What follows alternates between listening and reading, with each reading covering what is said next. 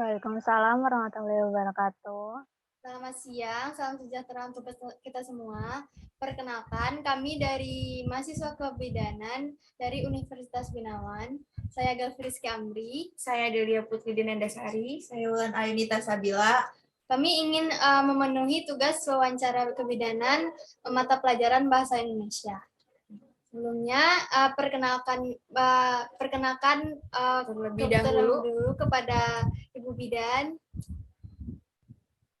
Dipersilahkan, Bu. Boleh kalau saya namanya Iklima Jahro. Saya sekarang bekerja di Puskesmas Kelurahan Sukapura, tepatnya di Puskesmas itu dia di bawahnya naungan Puskesmas Kecamatan Cilincing, Jakarta Utara. Itu ya. Apakah Bu Iklima sudah menikah, Bu? Belum. Oh, belum ya, Bu ya. Baik ya, Bu, dimulai pertanyaan pertama. Pertanyaan pertamanya Ya, itu, sudah berapa lama Ibu berkarir sebagai bidan?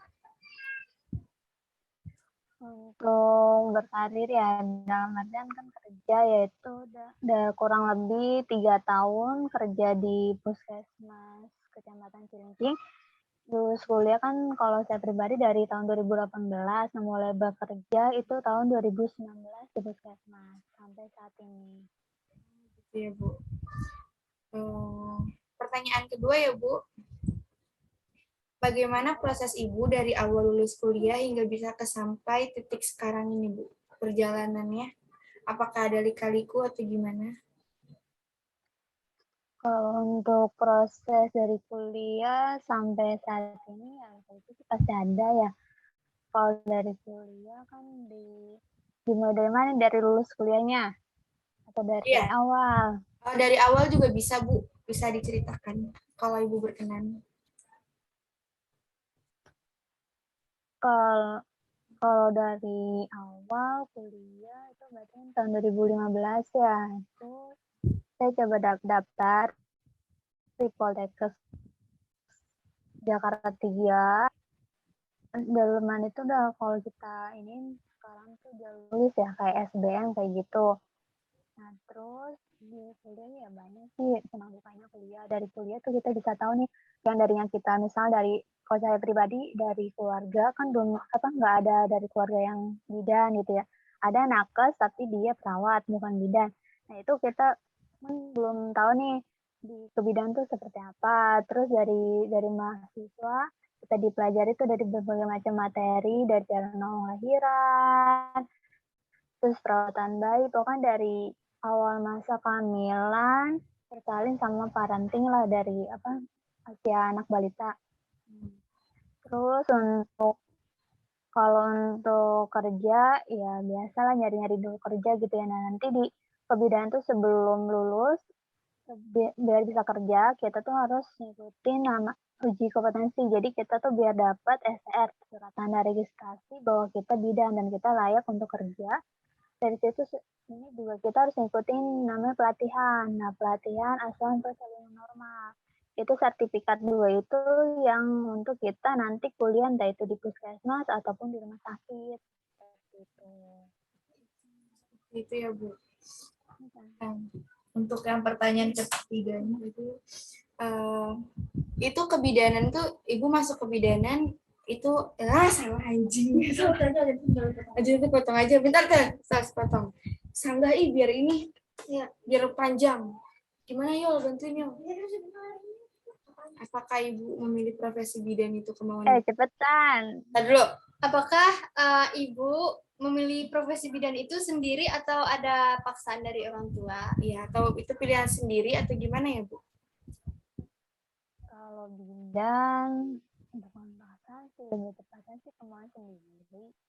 Itu kayak panggilan jiwa gitu ya, panggilan hati. Nah, kalau untuk pribadi sih saya sebenarnya ingin nih masuk kuliah kesehatan. Cuman nggak tahu nih di kesehatan tuh ada jurusan apa aja.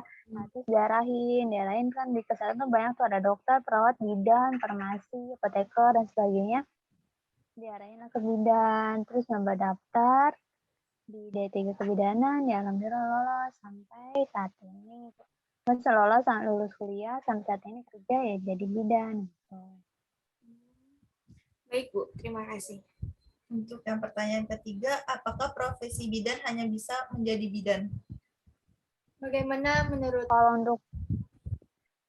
Kalau profesi bidan sebenarnya sih nggak apa belum tentu juga ya jadi bidan, tergantung dari kita yang sendiri. Jadi kalau kitanya emang udah yakin, oh kita nih profesi kita jalan ini. Jadi bidan itu kalau tenaga kesehatan tuh ibarat panggilan hati, panggilan jiwa gitu kan. Bidan itu ada yang dia bisa kerja di puskesmas, rumah sakit, bahkan dia punya klinik. Nah dari dia punya klinik itu dia bisa kembangin yang lainnya gitu. Nggak mesti harus jadi bidan juga sih, tergantung dari keterampilan kitanya juga. Lanjut untuk Lagi yang keempat, mengapa di Indonesia masih banyak yang belum mempercayai bidan dan masih membandingkan bidan dengan dokter obgyn? Bagaimana pendapatnya? kalau selama saya di lahan ya sebenarnya sih hampir sama aja ya. Bidan sama dokter itu sama, yang objeknya sama aja. Nah, kalau misal saya itu tergantung dari sugesti orangnya, tergantung dari kita juga mengedukasi ke pasiennya gitu, cara asuhan kita ke pasien itu seperti apa. Kan memang kita masih edukasi asuhannya diterima pasiennya pun dia bakal percaya gitu. Kalau percaya sepenuhnya bahwa dia mau untuk proses salinan dan seterusnya. Baik, terima kasih Bu. Menurut Bu Bidan, apakah dampak stunting bagi anak? Stunting ya, stunting bagi anak. Sebenarnya kalau sekarang kan kita udah inilah, apalagi di DKI Jakarta ya, namanya udah berkembang. Nah, kalau di setiap di puskesmas itu ada namanya dia SHK. Jadi untuk bayi yang baru lahir itu dilakukan pemeriksaan SHK itu buat screening hebat congenital. Jadi ketahuan nih terdeteksi dini itu screening. Apakah dia mengalami stunting atau enggak itu dia dari bayi lahir. Nah, kalau untuk stunting sendiri, kalau stunting sih untuk dampak pendeknya tuh kan kita berarti dia mempengaruhi perkembangan si anak. Nah, mungkin dari anak kecil tuh tinggi perkembangannya sama kayak yang biasanya normal, tapi perbedaannya dia lebih pendek dari anak yang normal gitu. Nah, terus dia juga di stunting itu bisa mempengaruhi kecerdasan anaknya sendiri gitu. Baik Bu. Pertanyaan. Sebisa mungkin kita sebagai Kenapa Bu bisa dilanjutkan? Enggak ya, sebisa mungkin kita harus dideteksi dini untuk mencegah stunting gitu. Ada lagi pertanyaannya? Pertanyaan selanjutnya. Pertanyaan selanjutnya Ibu. Adakah saran atau pesan untuk mahasiswi kebidanan yang akan menjadi bidan di masa depan? Untuk mahasiswa kebidanan ya harus rajin kuliahnya, terus yang benar kuliahnya, terus cara mengaplikasikan dari kuliah ke pasien itu harus benar-benar gitu. Jadi biar kitanya juga enak. Kalau apalagi kan kalau mahasiswa nanti tuh suatu saat dia bakal ngumpulin tugas akhir ya, dan itu harus kita nolong pasien, dan itu supaya kita bisa si pasien yakin ditolong sama kita ya sebisa mungkin kita lakukan pendekatan sama pasiennya gitu. Kalau misalnya ada pelatihan atau lebih seminar ikutin aja, itu ilmu yang baru biasanya.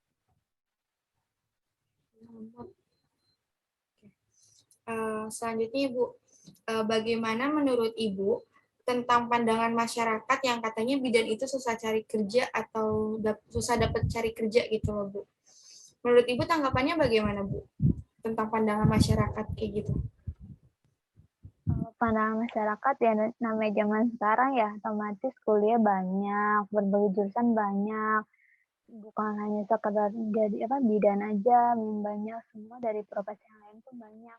Untuk pekerjaan ya cuma tergantung rezekinya masing-masing. Ada yang kerja, misalnya ada yang kerja di dalam artian di pemerintahan atau enggak dia kerjanya dibuka klinik.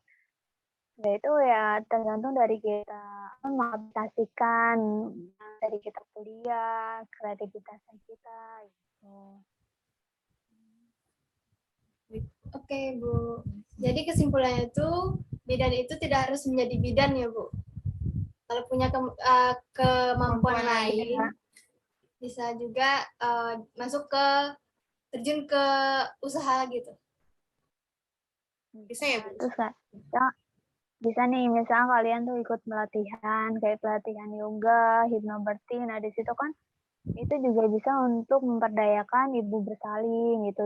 Jadi tidak hanya sekadar untuk menolong lahiran aja gitu. Kan kalau zaman sekarang kalau dibilang kan kita dola lah gitu kan, dola untuk mendampingi ibu yang mau lahiran gitu.